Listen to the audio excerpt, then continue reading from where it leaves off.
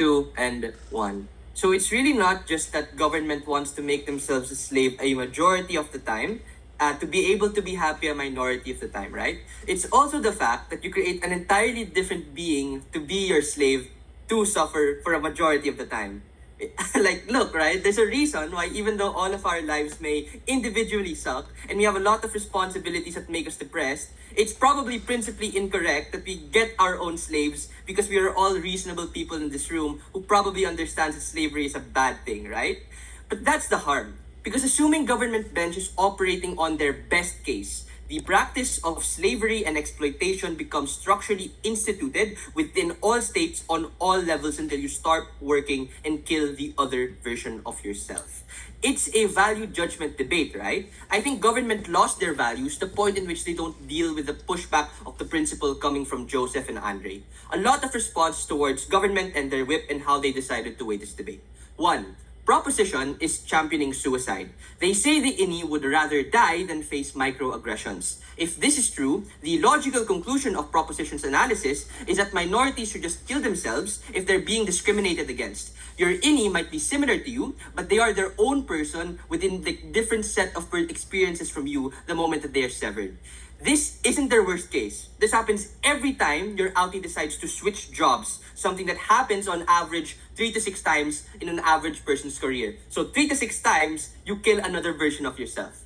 2. Government's major push is about actualization and fulfillment.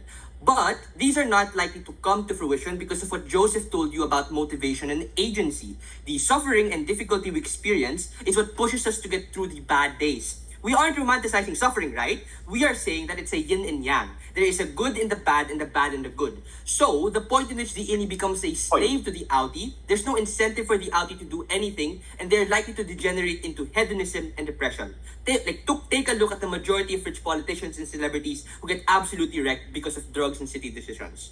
Third, DPM has a funny response. DPM says that athletes and teachers who are able to pursue the happiness they get from these professions add as an added incentive for them to be a good person. But wait, you don't, right? Because if you are happy as an innie, you won't feel that from the outie. So you give yourself a double whammy, being dependent on both being happy as an innie and happy as an outie. As Joseph said, it's really hard to do. Fourth, if you take government at their best and all of this corpo line is fine and great, that doesn't respond to the risk of things changing and the innie not being able to make an informed choice. Because if they get a relationship and be happy in the innie world, nothing they ever experience can be prioritized because they are a corporate slave. At best, they won't be able to enjoy life at its fullest when everything is on the back burner. If you listen to government whip, where do they think they win this round? They win on the issue of values and being able to provide a far more equitable society. But I question, who is this equitable society for? Because it's really not for the innie. At most, it's for the outie. The innie does not have any choice to be born, yet they're born out of the selfishness of the outie to not want to work. But Whip says, why can't they just quit, right? Well, it's probably because the innie dies. I mean, that's what's said in DPM or DLO. B, they think they win on pragmatic benefits, e.g. all of that stuff, like social justice shit, right? Look, in order for this to actually be credited, they have to respond to the pushback coming from Andre that companies structurally are focused on other things that do not prioritize the worker. Before you claim a logical argument, that has to play within the context of the arguments coming from our side in order for it to be credible. Third and lastly, they think they win on self-actualization. Look, man, an act becomes worse given the circumstances that happens when you act. The problem with government is that they assume the most vulnerable actor is the outie. No, right? The most vulnerable actor is the innie because they're the ones being exploited. They're the ones that don't consent to be born and yet are subject to all of these particular absolute choices of suffering. Before the weighing of the clashes, go, I'll take the point. We've talked to you about the interdependence between your personal and work life. Why would you limit the hedonistic pursuit of both lives rather than just one of them? I mean, okay, wait, so yeah, if you just limit it to one of them, it's probably gonna be the outie, right? Because you're the one who doesn't have any responsibilities. Assuming if you don't have any family, which is, probably something that's a lot more present, especially nowadays. First clash, on agency and work-life balance. What is PM's main contribution to this round, and how did Joseph respond to each of them? I'll actually crumple together PM and DPM on this point. PM's first point is in saying that these people are likely to be happy in the workforce because, you have company dinners and you're happy as a corporate slave. All of the stuff on values and how they are able to get it, right? What's the problem there? happy slaves probably existed in the past, right? I'm sure there were very happy slave owners who got slaves who got like full meals, who felt satisfied with being able to serve their slave owner. What's the problem with that? The problem that he points out, that Joseph points out, is in the perspective of the slave, it's a state of brainwashing.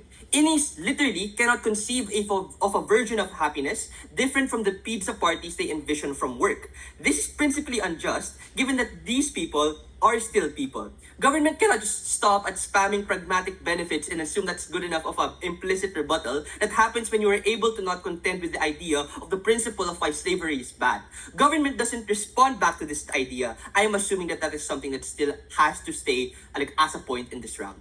2. PM's second point is on this principled push of being able to have a great work-life balance. I don't think PM understands what balance like really means, like definitionally, because there is no balance. Joseph and PM agree that there is a separation of what they experience. Andre actually exploits this idea to wash an entire push from government.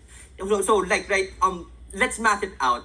Your own body from your own corporation is getting from like 9 a.m. to 5 p.m. So the time frame here is after 5 p.m. So Joseph's mechanization of these people probably being lazy is likely to still be correct based on the external pushes that these people face. Lastly, PM's third point is on de-radicalization of values in reducing workplace discrimination. The PM also implicitly agrees that it's probably the extension, right? This is a funny point because it's like you creating an entire wasteland in order to call it peace. The reason why we don't respond to your mechanisms is because the principle in which this happened is wrong to begin with. So absent any mechanisms that you give, the idea itself is something that we still reprehensibly contest. DPM says that there's no response to this. No, there was, right? Check your flow. Joseph explains that even in status quo, when there already are practices to able to cut down on this when this happens, it still happens. If you leave all of the leverage to these companies, it's probably going to be even a lot more problematic. But Andre extends upon this by giving structural reasons as to why it's probably not going to work within the interest of the person and more so in line with the interest of the company, especially when they have all of the power to begin with. Why do we win? Value judgments have to be judged on the values that each team champions. At most, government tries to say they win on the pragmatic benefits on what you can get as an outie. Andre and Joseph explain why the innie's life is terrible and why should probably not disproportionately harm them even more. For all of those reasons, very, very proud to oppose.